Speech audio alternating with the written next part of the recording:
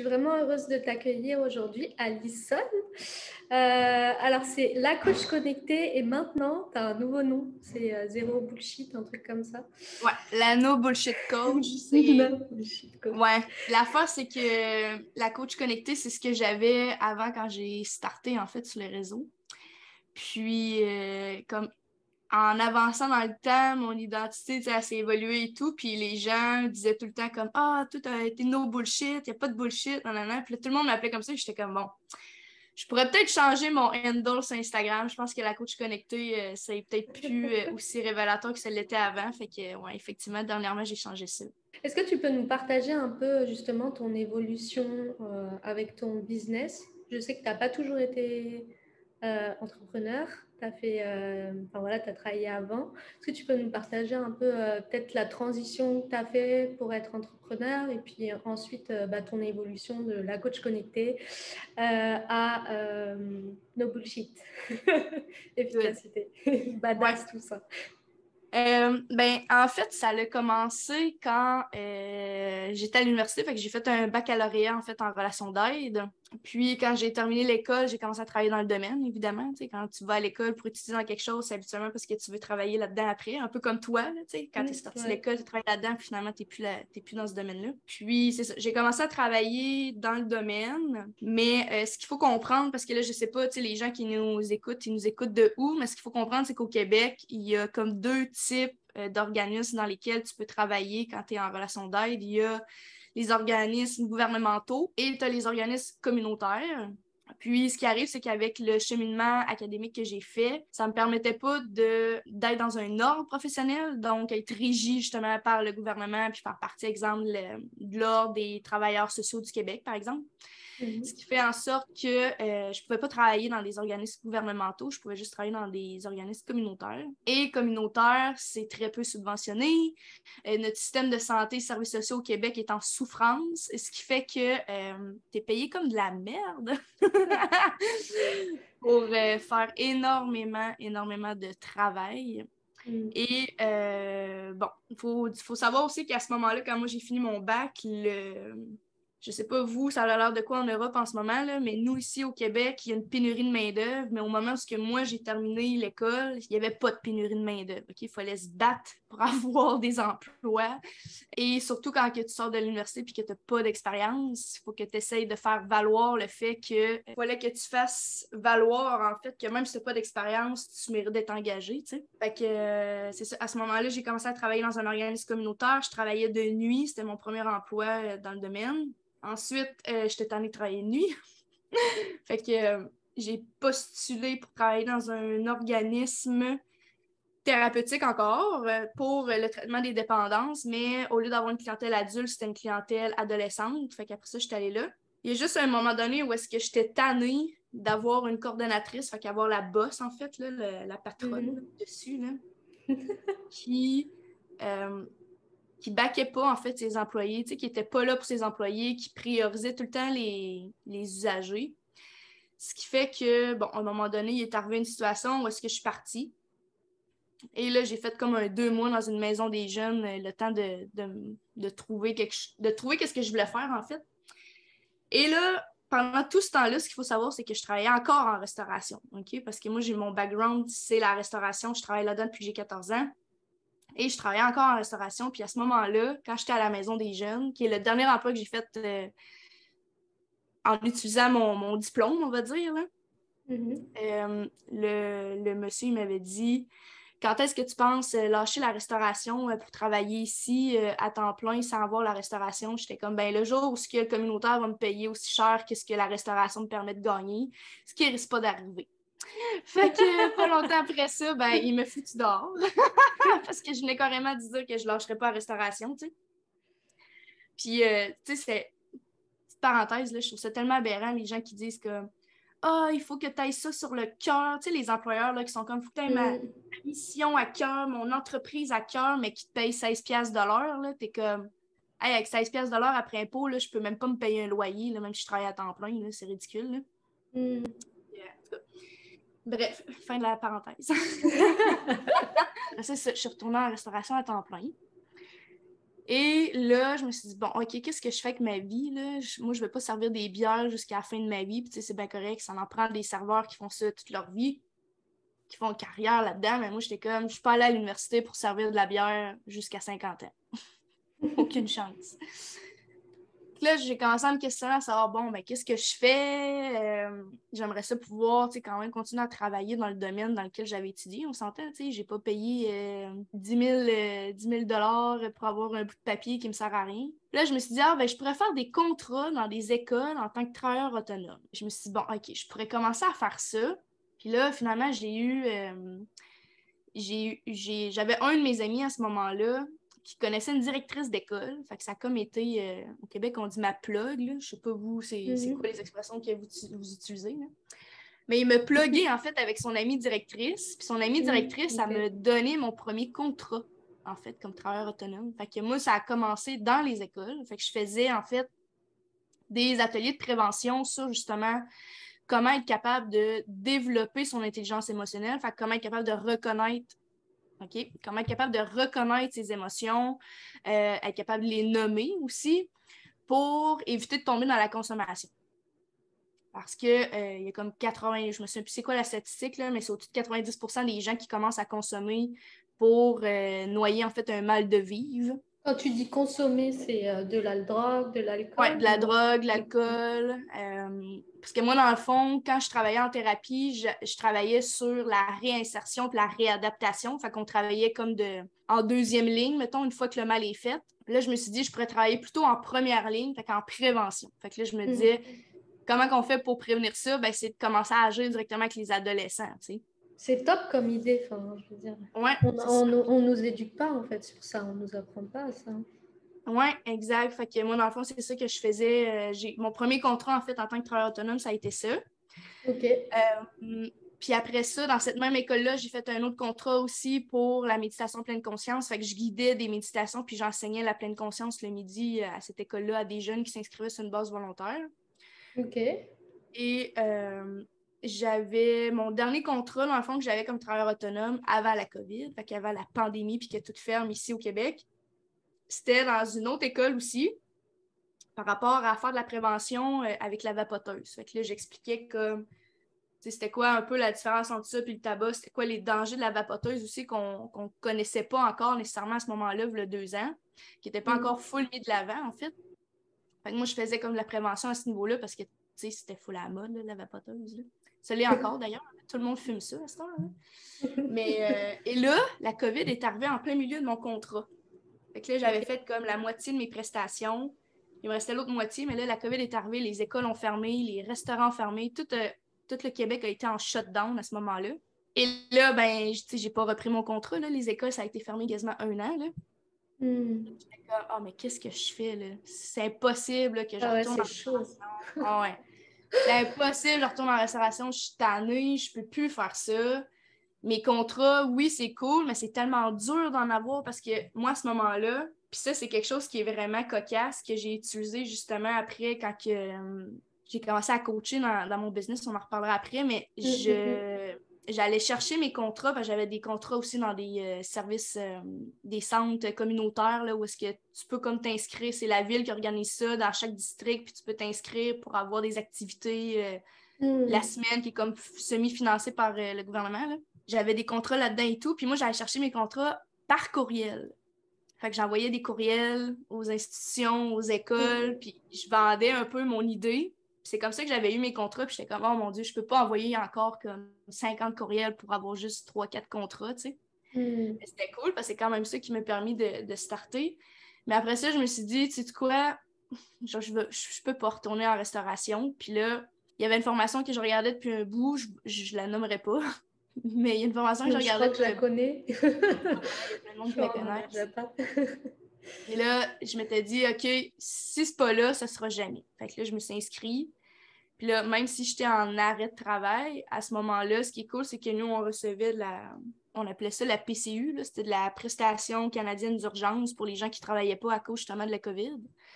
Fait que malgré le fait que j'avais plein d'économies, j'étais quand même payée entre guillemets, par le gouvernement. Fait que j'ai payé cette formation-là avec l'argent que le gouvernement me donnait. Fait que j'ai fait 2 pierres d'un coup. J'ai commencé ça, puis c'est comme ça que je me suis startée en ligne. Là. Ça fait 2 ans et demi déjà là, que je travaille en ligne à faire ce que je fais aujourd'hui. Même si on ne dit pas le nom de l'accompagnement, tu as pris un accompagnement pour apprendre à faire du marketing et à vendre tes programmes en ligne. Ouais, Je me c'est suis ça, dans le fond. dit parce que ceux qui ne savent pas, ils vont dire qu'est-ce que c'est. C'est ça, exactement, parce que, tu sais, moi, j'avais aucune notion, tu sais, j'avais un Instagram personnel, puis un Facebook personnel, mais tu sais, c'était comme plus à titre de divertissement, j'utilisais pas ça comme outil de travail. Fait que cette formation-là m'a permis justement d'avoir des bases en marketing parce que j'en avais zéro, comment monter une communauté parce que je savais même pas qu'il fallait se monter une communauté, tu sais, je savais rien, en fait, quand j'ai commencé.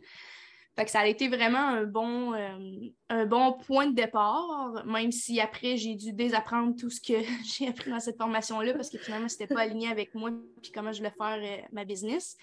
Mais reste que cet investissement-là, c'est le premier que j'ai fait pour démarrer mon entreprise. Puis ça m'a donné vraiment des bonnes bases. Ça m'a permis d'avoir mes premiers clients.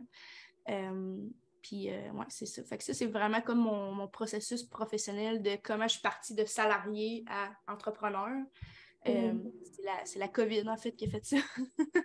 Du coup, est-ce que tu peux nous dire ce que tu fais avec justement cette gestion des... Alors, tu ne parles pas de gestion des émotions, mais cette intelligence émotionnelle qu'on peut avoir, c'est quoi l'impact en fait des émotions dans notre business ou autre? Parce que je sais que tu accompagnes des entrepreneurs justement et que tu travailles aussi beaucoup sur ça. Pour moi, les émotions, fait que, tu sais, ce que tu ressens là, à l'intérieur de toi, puis ton système nerveux, c'est intimement relié. Ce qui fait que souvent dans notre vie, sauf si on a travaillé là-dessus, là, souvent dans notre vie, on n'apprend pas nécessairement à gérer nos émotions. Puis on n'apprend pas à nommer nos émotions, à les reconnaître. Fait que souvent, tu sais, je vais donner une expression du Québec, là, mais tu sais, comme nous, ici, mettons quelqu'un qui n'a jamais travaillé ses émotions, au lieu de dire je ressens de la colère, je ressens de la frustration, peu importe, il va dire je suis en tabarnak. Mais tu sais, être en tabarnak, c'est pas une émotion, tu sais, il faut que les gens, c'est très noir ou blanc, tu sais, fait que soit je suis heureux, soit je suis fâché, ou je suis triste, tu sais, fait que c'est comme il y a juste 3 émotions, sauf qu'il y a un amalgame d'émotions au travers de ça, puis on n'a pas été, puis ça, je pense que c'est pas juste au Québec, c'est partout dans le monde, on n'a pas été éduqués à reconnaître justement ces émotions-là, être capable de les nommer, puis de savoir qu'est-ce que ça fait dans notre corps, ce qui fait que il y a beaucoup d'adultes qui sont extrêmement réprimés parce qu'ils vivent plein d'émotions, ils sont pas capables de les nommer, fait qu'ils accumulent, puis à un moment donné, ils explosent, tu sais. Fait que pour moi, l'intelligence émotionnelle, c'est d'être capable de reconnaître ce que tu vis, d'être capable de le nommer, d'en discuter. Mais pour ça, ça prend des connaissances par rapport à ça. Ok.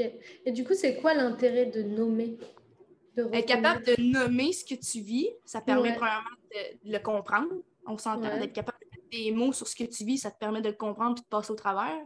Puis ça permet aussi de communiquer, parce que souvent, oui, tu vas vivre des émotions, mais ce ne sera pas toujours à cause de des situations que toi, tu t'es déclenché à toi-même. Parfois, ça peut être ton conjoint, ta conjointe, ta mère, tes soeurs, tes amis, ton boss, tes salariés. Puis d'être capable de nommer comment tu te sens, ça peut en fait ouvrir le dialogue, à arriver à communiquer, puis à passer au travers de cette émotion-là, puis de grandir, en fait, au travers de ça. Fait que si t'es pas capable de nommer, ce que tu vas faire, c'est que puis là, tu vas réprimer, tu vas repartir de ton bord, tu vas être frustré, puis là, tu vas commencer à te faire des scénarios dans ta tête, puis là, tu vas peut-être commencer à faire de l'anxiété, puis là, c'est comme une grosse spirale qui n'arrête plus, au lieu de juste être comme hey, OK, là, en ce moment, il y a quelque chose qui monte en dedans de moi. C'est pas très plaisant, c'est assez déplaisant. Qu'est-ce qui se passe? Ah, je me sens blessée. Quand, exemple, mon conjoint, ma conjointe me dit ça, je me sens blessée. Ah, ben peut-être que tu pourrais en parler de ça au lieu d'aller t'enfermer dans la chambre pendant 3 heures, puis après ça, ça affecte votre relation, tu sais. Parce que souvent aussi, pas tout le temps, là, mais il y a souvent des émotions qui vont monter en toi, qui vont être déclenchées par des événements qui viennent activer des traumas que tu as dans toi, tu sais. Ok, on revient au trauma, du coup. Aux Ouais. blessures, tout ça. Ouais, c'est ça, tu sais, surtout dans les relations, mettons, avec les gens avec qui tu as de la proximité. Je trouve souvent, en tout cas moi personnellement, puis avec les personnes que je coach, souvent les émotions qui remontent, c'est des émotions qui sont activées à cause de des souvenirs, des traumas de jeunesse, peu importe, qui viennent réactiver ça, même si la personne qui te le fait vivre, c'est pas la même qui te le fait vivre quand tu étais plus jeune, tu sais. Juste que c'est comme une mémoire que tu as gardée qui a été réactivée avec ce que la personne a fait ou a dit. Puis là, tu te mets comme à faire ta diarrhée verbale sur la personne alors qu'elle est juste comme hey, mais c'est quoi qui se passe là? C'est what's going on? Là? C'est comme OK, on peut-tu dialoguer au lieu de juste réagir, tu sais? Et du coup, oui, tu dis que un événement effectivement peut réveiller une blessure. Du coup, comment ça se passe? Comment on la trouve? Comment on la transforme? Je vais vachement dans les détails. Je suis curieuse. Ouais. Ben, je peux te donner un exemple qui est arrivé, moi, C'était-tu l'année passée ou. Non, je pense que c'était déjà. Là... Attends, là, ça fait combien de temps qu'on est en COVID? Là? Ça fait 2 ans, 3 ans? 2 ans, ouais. Ah, OK. Fait que pas cette année, l'année passée. Euh, Moi puis mon copain actuel, on a commencé à vivre ensemble à plein temps. Puis là, lui, sa job, ils l'ont envoyé travailler à la maison. Fait qu'il faisait du travail à la maison. Fait que là, on passait beaucoup de temps ensemble et tout. Ça allait super bien. Mais il y a le fait que le soir, tu sais, exemple, au lieu de gamer, c'est un gamer, là, il aime bien ça jouer à la PlayStation. Là. Au lieu de gamer, mettons, chez lui, où est-ce qu'il était avant, il gamait chez nous, tu sais. Dans son bureau, par exemple, on a chacun notre pièce, fait que ça, c'est cool. Là. Mais il y avait des réactions quand il gamait qui venaient déclencher en dedans de moi beaucoup d'hypervigilance. OK? Puis ça venait vraiment créer en dedans de moi de la frustration. C'est comme si je prenais sa frustration puis je la vivais comme si c'était la mienne, tu sais. Puis à un moment donné, j'étais comme, ben voyons, tu sais, pourquoi que ça arrive tout le temps, ça, puis qu'à chaque fois qu'il game puis qu'il pète une coche, il pète un plomb, il est pas content. Moi, je suis comme, tu sais, puis là, je me sens, là, tout le temps, je deviens super stressée, puis là, je suis comme full activée dans de moi. Puis à un moment donné, je me suis posé la question, j'étais comme, tu sais, pourquoi ça arrive? Parce que, oui, le fait qu'il pète des plombs, c'était pas approprié, puis on en a parlé, puis ça, c'est réglé, là. Parce que, tu sais, souvent, quand tu games, t'es pas trop conscient de ce que tu fais, là. C'est ça que j'ai remarqué, là. Ok. Ouais. Fait que ça, on en a parlé, c'est réglé. Mais pour en parler, il a fallu que je comprenne pourquoi moi, je vis ça en dedans de moi. Tu sais, au lieu de dire, voyons, t'es donc bien fatigué. Là, je dis t'es donc bien fatiguant, mais je pense que vous dites pas ça là-bas en Europe. Comme, tu me casses les couilles! Ouais. Tu sais? Puis au lieu de dire ça, puis de comme péter ma coche sur lui parce que lui pète sa coche, moi je pète ma coche sur lui qui pète sa coche pour qu'il arrête de péter sa coche. Tu vois, c'est vraiment pas un bon style de communication. Là. J'ai juste fait comme, hey, pourquoi ça me dérange autant quand il fait ça? Puis pourquoi je deviens stressée en dedans de moi? Tu sais, ça crée un stress quand il fait ça.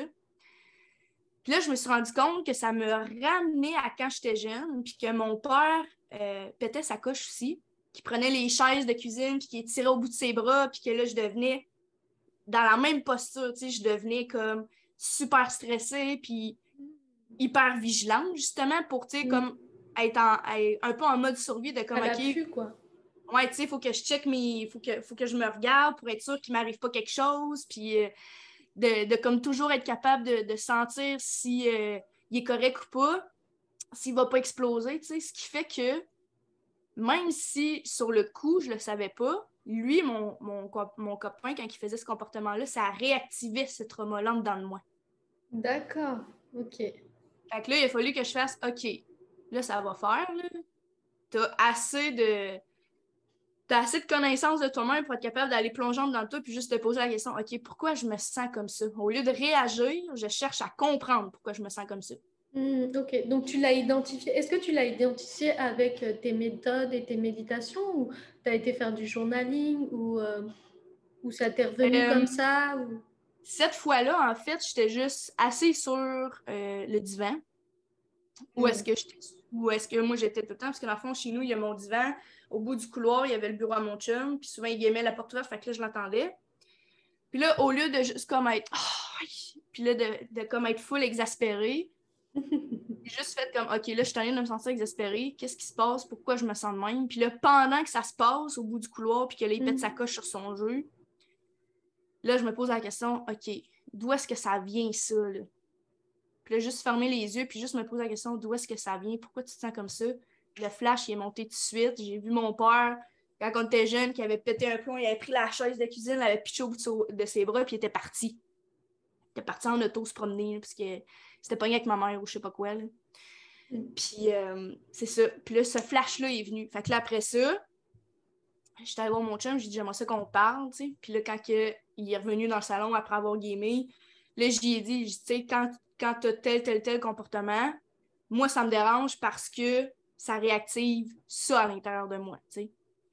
Puis là, au lieu de faire comme puis là, un concours de qui crie le plus fort, ça a été comme hey, mais t'aurais dû me le dire avant, je vais faire attention. Tu comprends? Ah, c'est beau. Okay. Fait que là, il y a beaucoup plus de compréhension, de communication, puis de compréhension surtout de pourquoi, quand je fais ça, tu réagis comme ça. Parce que parfois, des comportements qui peuvent nous paraître banals, ça va venir déclencher quelque chose chez l'autre personne, puis on comprend pas tout le temps pourquoi. Parce que, exemple, pour nous, dans notre famille, agir comme ça, c'était normal. Mais peut-être que dans sa famille, à lui ou à elle, cette personne-là, c'est une réponse traumatique. Quand que tu fais ça, ça réactive tout le temps ce trigger-là, tu sais. OK. Et du coup, donc là, tu es passé à l'action, tu as directement parlé avec ton mec, ton chum. Mon chum. Ton chum. Mais du coup, est-ce que tu fais un travail aussi après de guérison pour plus que ça vienne t'activer? Tu vois, moi, comment... Ça dépend des situations. Tu le laisses parce que du coup, tu sais, et maintenant, c'est genre ton point zéro et tu sais ça.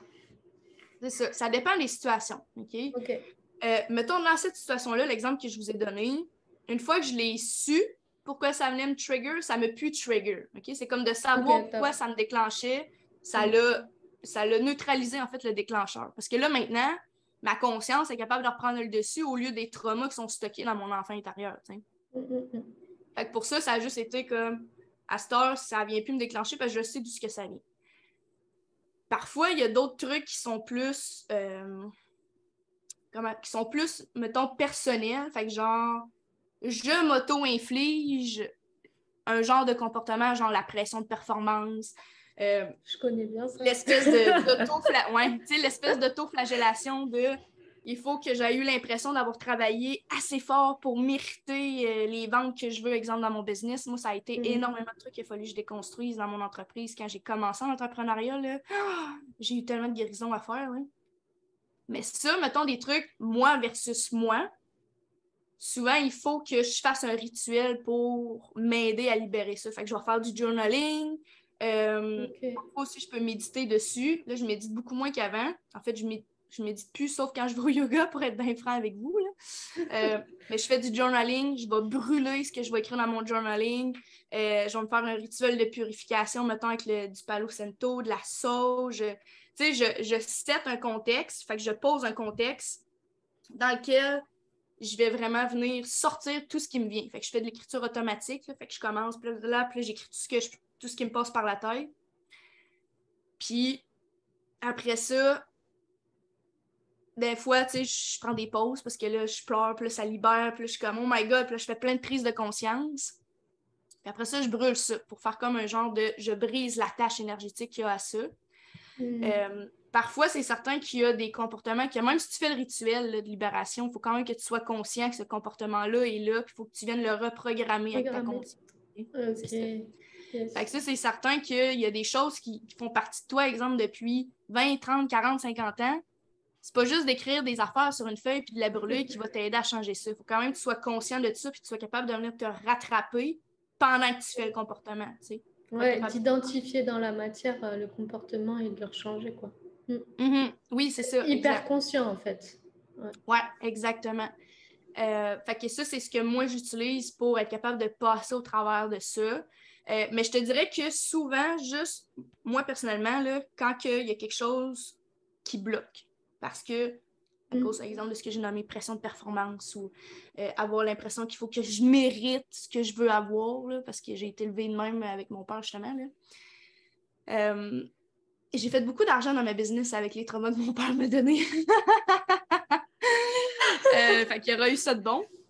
Mais il y a beaucoup, beaucoup, beaucoup de choses que j'ai eu à déconstruire que la majorité, juste le fait de prendre conscience que ça venait pas de moi, mais ça venait de qu'est-ce que quelqu'un m'a appris, en mettant de la lumière et de la conscience là-dessus, ça vient automatiquement délier beaucoup de choses qui sont reliées à ça.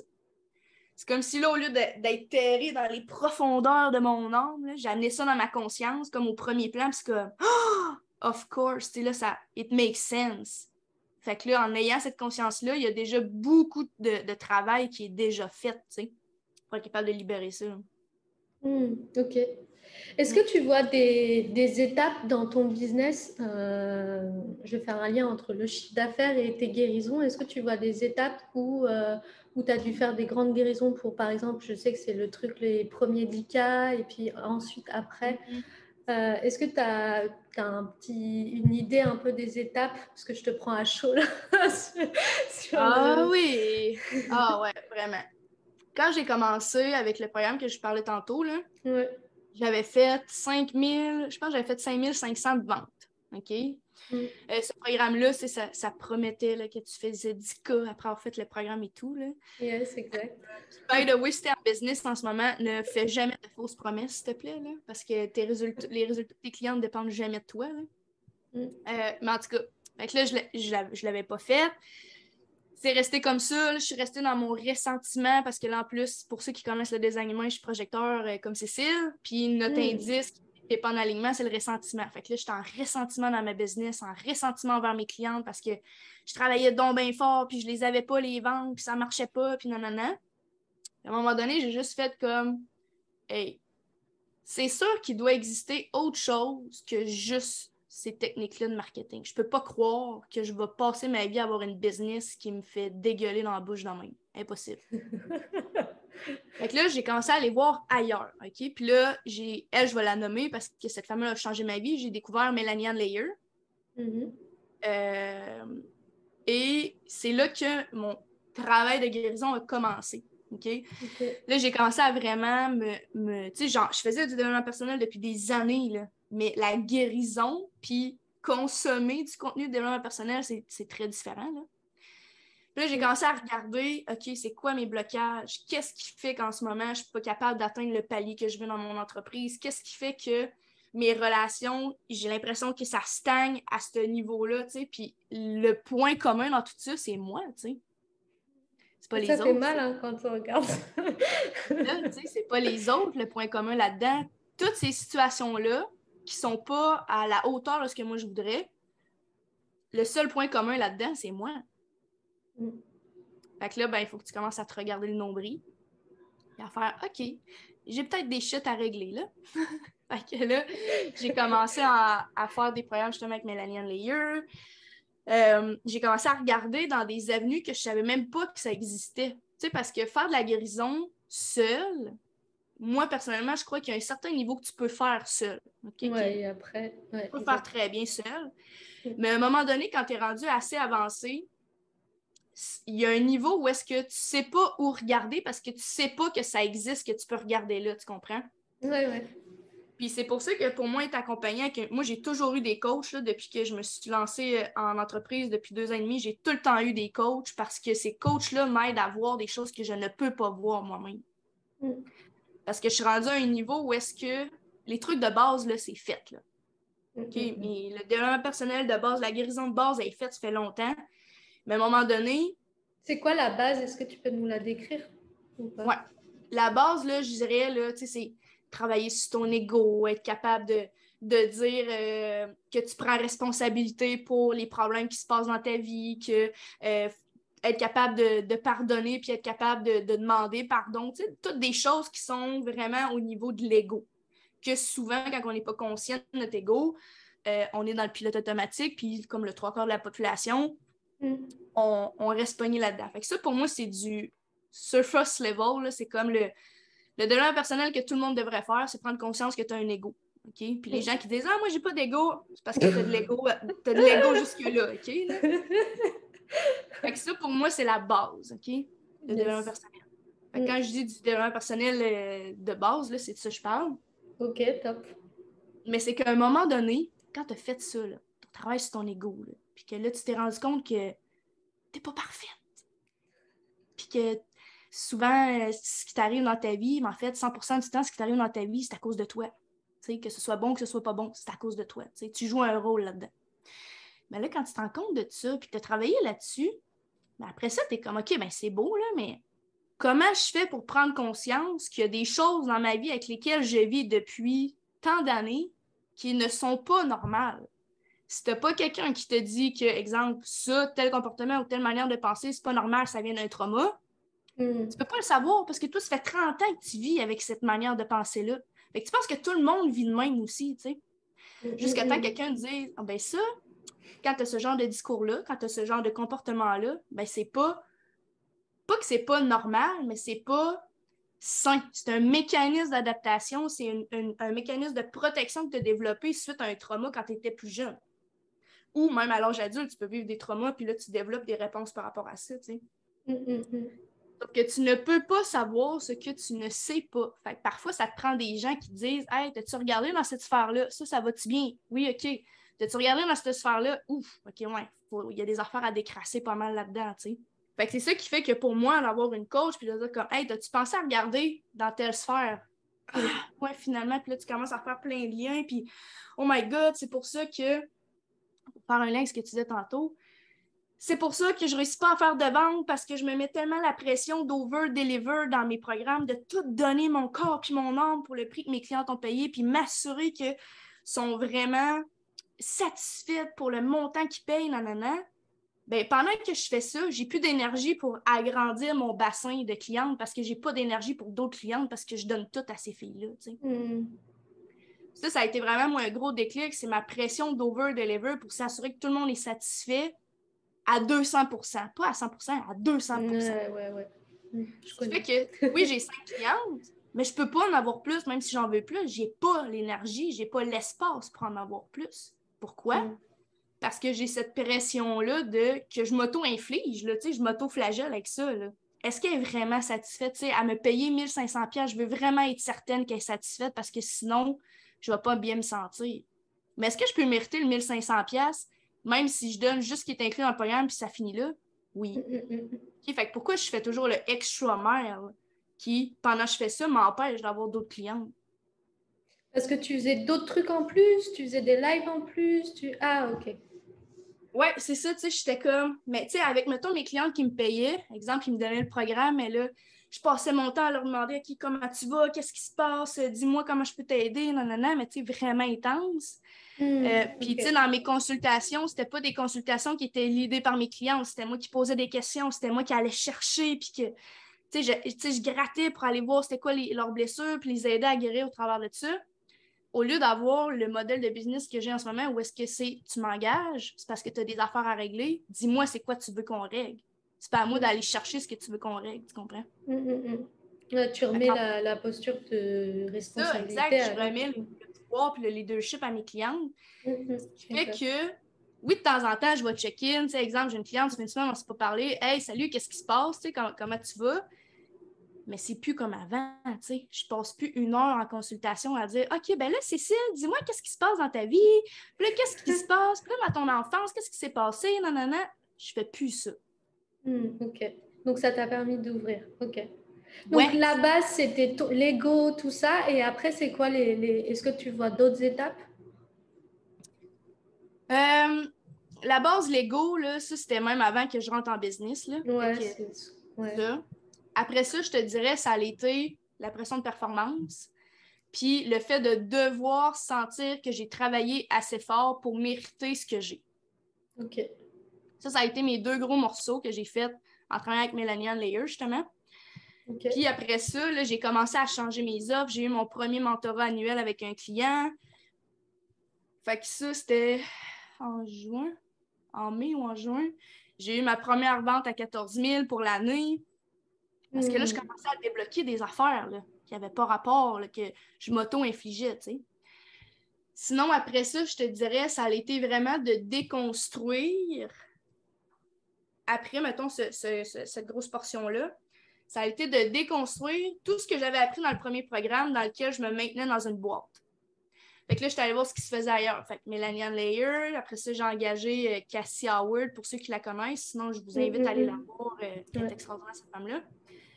Et c'est vraiment avec elle que j'ai appris que je n'ai pas à rentrer dans un moule. Je peux faire whatever the fuck I want dans ma business. C'est ma business.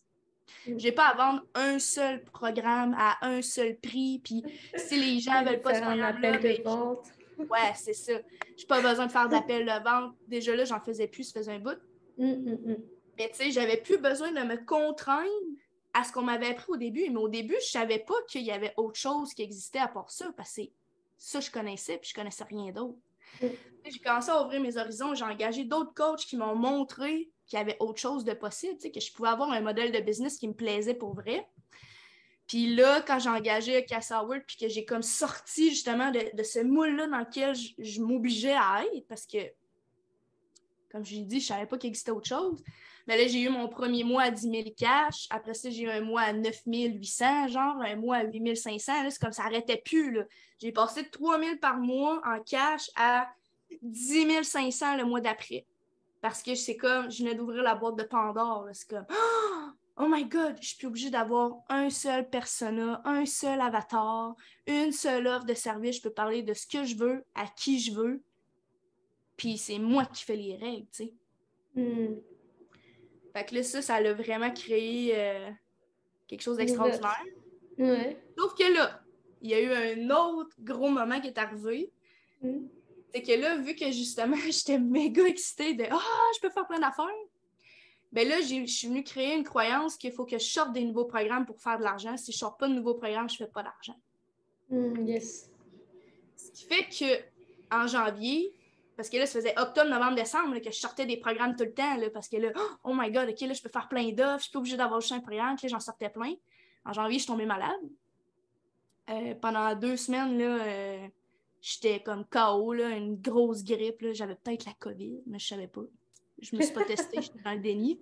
Fait que peut-être que j'ai la COVID, puis je le sais pas. Mais bref, fait que là, janvier, j'ai fait un mois, je pense, à 5 000. Oh my God, la moitié de ce que je faisais avant. Là, je me mets à paniquer. Février, la même marde qui arrive, un autre mois, genre à 5 000. Là, je suis comme, oh mon Dieu, non. Dis-moi pas que mon momentum est parti. Là, je me mets à paniquer. Je me dis, ça n'a pas de bon sens. Je peux pas croire qu'il faut que je continue à sortir tout le temps des programmes de même pour réussir à faire de l'argent. Parce que c'est facile de créer du momentum dans ta business quand tu as des nouvelles offres tout le temps. Tu es capable de surfer ton momentum même si tu ne sors pas tout le temps des affaires. Fait que là, j'ai engagé un autre coach qui est venu me montrer comment je peux sortir de cette espèce de principe-là de je sors une offre, je fais de l'argent, je sors une offre, je fais de l'argent, puis de construire une fondation de business qui fait que ma business roule, il y a de l'argent qui rentre, même si je fais rien de plus. Fait que là, j'ai commencé à mettre ça en place.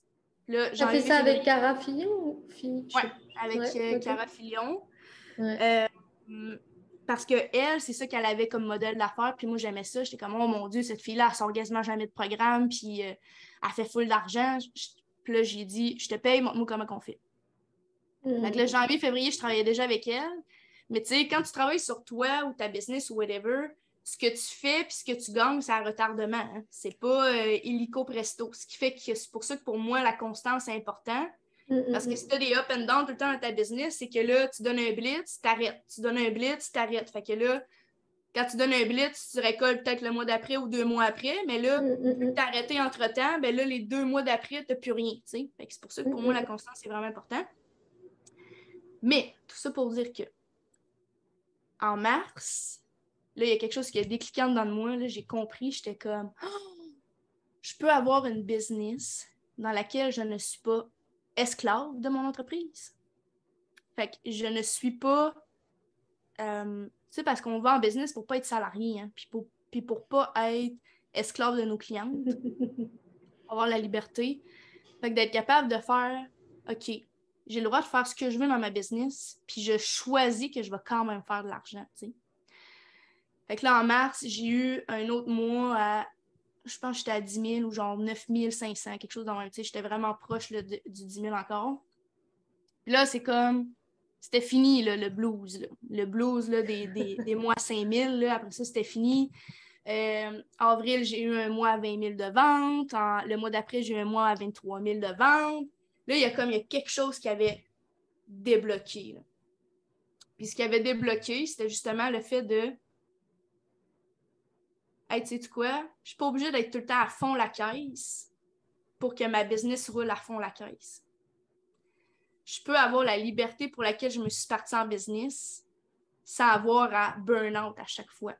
Arrêter d'avoir la vision de je commence mon mois, je suis en feu, je finis mon mois, j'ai pas atteint l'objectif que je m'étais mis, arc, merde, ça fait chier. Puis là, OK, le mois recommence. Fait que là, il faut recrinquer la machine. Puis là, après ça, à la fin du mois, t'es déçu. Puis là, de tout le temps faire ça de même. Là, là je me suis juste dit, avec justement Cara, là, c'est ça qui m'a aidé à comprendre, c'est comme, hey girl, genre, no matter what ce qui se passe, là, tu le sais que t'es dans cette business-là for the long game. Fait que quand même bien que ton 10 000 n'arrivera pas ce mois-ci, puis il va arriver le mois d'après, qu'est-ce que ça change? Tu le sais que l'argent va venir de toute façon, tu sais. Fait que de relâcher l'attachement au timeline, fait qu'au temps, de relâcher l'attachement au temps, puis de juste cultiver cette profonde certitude-là que no matter what, ça va arriver, puis d'arrêter de calculer tes revenus d'argent en mois.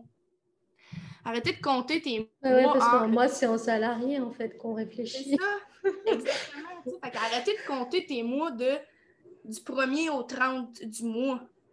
Parce que tout ce que ça fait, c'est un boost d'énergie, t'as plus d'énergie. Mais là, tu recommences après un boost, un stop, un boost, un stop. Fait que si au lieu de regarder, exemple, en mois, tu regardais en trimestre, tu regardais en année, qu'est-ce que ça va changer? Tu vas t'enlever une pression énorme de on est le 28 du mois, j'ai pas atteint mon 10 000, qu'est-ce que je fais? Je peux vendre des offres à rabais pour avoir mon objectif.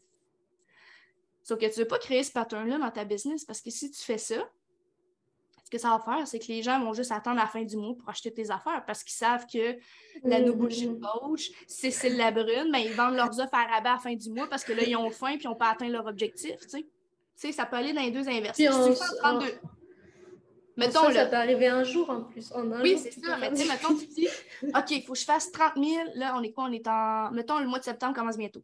OK, septembre. Là, OK, septembre, mettons, il faut que je fasse 25 000. Là, t'as ça de pogner dans la tête. 25 000, 25 000. Puis là, tu deviens obsédé avec ça. La réalité, c'est que peut-être que tu vas faire ton 25 000 en 33 jours au lieu de 30 jours. C'est-tu grave? Non. La réalité, c'est que vu que tu focuses à faire 25 000 sur 30 jours, ça se peut que tu l'aurais fait en 15 jours, mais tu es tellement focusé sur 30 jours que tu passes à côté, tu sais. La même affaire avec les objectifs, tu sais, je disais ça à une cliente dernièrement, elle était comme « Oh, Ali, moi, je veux tellement atteindre le 10 000, c'est le 10 000, nanana. » Puis j'étais comme « Mais pourquoi tu focuses sur le 10 000? » Genre, le 10 000, c'est idéalisé là, dans le monde du coaching, là, mais je te le dis, une fois que tu as fait 10 000, là, ton rush là, d'adrénaline, il dure 10 secondes, là, 2 minutes, là, puis après ça, c'est fini. Là. Tu penses déjà au prochain objectif. Fait que, petite parenthèse, mais je disais à la fille, pourquoi tu focuses autant sur le 10 000? J'ai dit, qui sait que finalement, tu serais supposé de faire 15 000, mais tu focuses tellement sur le 10 000 que tu te limites aux idées que tu pourrais recevoir qui te permettraient de te rendre à 15. Parce que tu es tellement focusé sur 10 000, tu as tellement tes œillères sur le 10 000 en 30 jours que tu passes à côté peut-être du 18 000 en 33 jours. Exact. Quand on réussit à sortir là, de ce moule-là, de la pression de faire tant en temps de temps, tel montant en temps de temps, oh my God, que tu te libères, là. Puis depuis que j'ai fait ça, ma business, ça fait juste boomer. Cette année, je suis projetée à faire 120 000. L'année passée, j'ai fait 50 000. Pourquoi?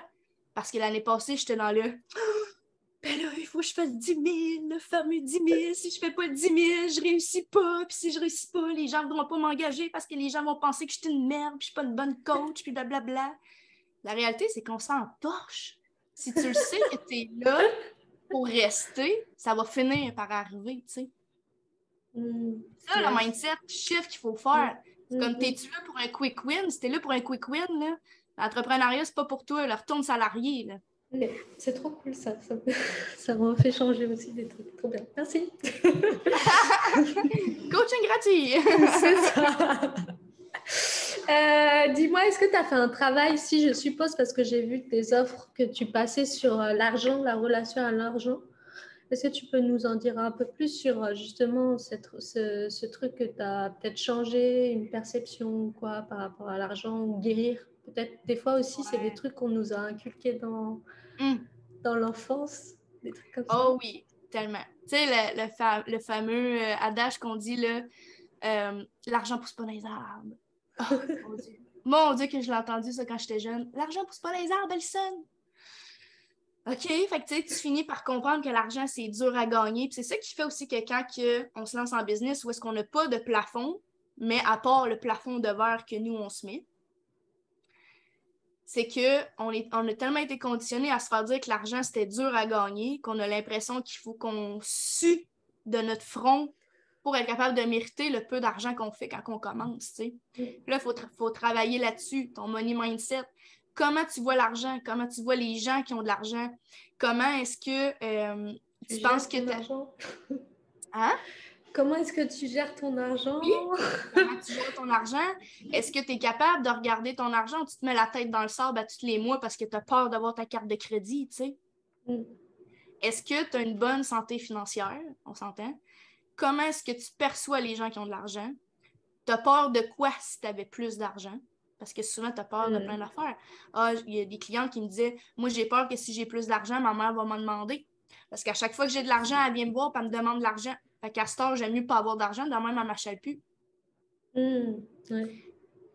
Après ça, ah, ben, les gens vont me regarder différemment. Ah, les gens vont me traiter différemment. Les gens vont s'attendre à ce que je paye tout le temps si je fais plus d'argent.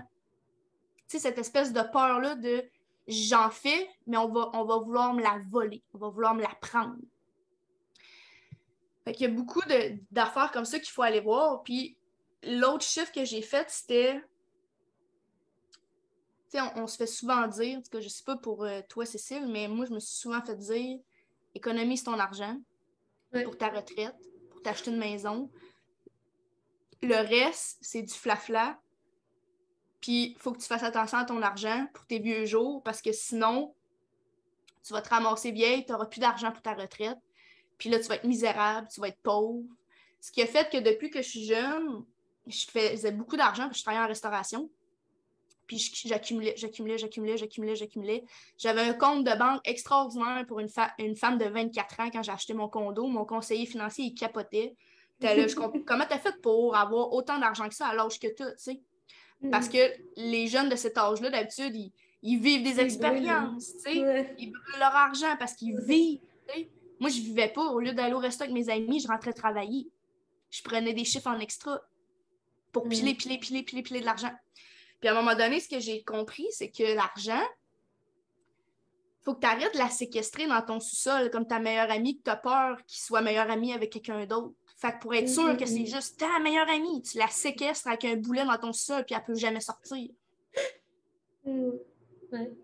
Mais c'est une relation saine. Tu sais, cette personne-là, va-tu avoir le goût de rester avec toi? Non. Une fois qu'elle va pouvoir s'en aller, elle ne voudra jamais revenir. Fait que comment tu traites l'argent, la relation que tu as à l'argent, comment tu vois ça? Est-ce que tu vois ça comme ah, c'est tellement dur à gagner, fait que quand j'en ai, je la garde? Ou ah, de toute façon, moi, elle me flamme tout le temps dans les mains, fait que même si j'en ai, je suis tout le temps pauvre? Comment tu vois ça, tu sais? Parce que les deux extrêmes sont vrais. Quand tu as de l'argent et tu la flammes tout le temps, tu as un problème. Puis quand tu as de l'argent et tu la gardes tout le temps, tu as un problème aussi. L'équilibre, tu sais, il n'y a pas de santé là-dedans. Fait que, tu sais, comment tu vois l'argent? Tu sais, l'argent, c'est une énergie. C'est fait pour venir puis partir. De voir l'argent comme étant un moyen de pouvoir bien vivre ta vie puis de te payer des expériences, de te payer des coachings, tu sais, whatever ce que tu veux payer, l'électricité de la bouffe dans ton frigo, c'est juste une monnaie d'échange pour te permettre d'avoir une meilleure vie. Puis quand tu en dépenses, tu montres que tu fais confiance que je suis capable de la sortir. On a une belle relation. Je sais que même si je te laisse partir, tu vas vouloir en revenir. Tu sais, comme une blonde trop jalouse là, qui veut, ou un chum trop jaloux qui veut jamais que sa blonde ou son chum sorte. Là. Ah ben oui. Même affaire avec l'argent. Est-ce que tu es une blonde ou un chum trop jaloux en ce moment avec l'argent que tu as? Tu sais, fait que c'est ça. Ça a été vraiment un gros chiffre que j'ai fait. Puis j'en ai investi de l'argent là, dans ma business. Là. C'est un moyen temps. Mais à chaque fois que je l'ai fait dans l'optique de je le sais que ça va me revenir, je le sais que ça va me revenir. Puis ça m'est revenu tout le temps au quintuple après, tu sais. Fait que c'est de voir c'est quoi la relation que tu as avec l'argent. Cool. Du coup, si on veut faire tout ça avec toi, on te retrouve où? Ben là, mon Instagram, je pense que c'est la meilleure place. Là. Fait que Yes. mon handle sur Instagram, c'est la.nobullshit.coach. Il y a mon Linktree là-dedans, fait que vous allez avoir tous les liens des programmes que j'ai faits par le passé. J'ai du mentorat, j'ai du Boxer Only, j'ai plein d'affaires. Fait que vous m'envoyez un DM, puis on peut regarder ça. J'ai pas de site Internet. Vraiment, là, j'ai pas vraiment de site Internet. J'ai un site parce que je mets mes programmes, mais pour mes clientes. Je suis pas le genre à faire des pages de vente et tout, puis ça fait partie aussi de ma stratégie, là, de pas faire des trucs qui te font chier. Fait que je n'ai pas de page de vente, et je fais pas d'appel de vente. Tu m'envoies un DM, puis on regarde ça ensemble. Yes, je mettrai le lien du coup sous cette vidéo. Cool. Trop bien, merci beaucoup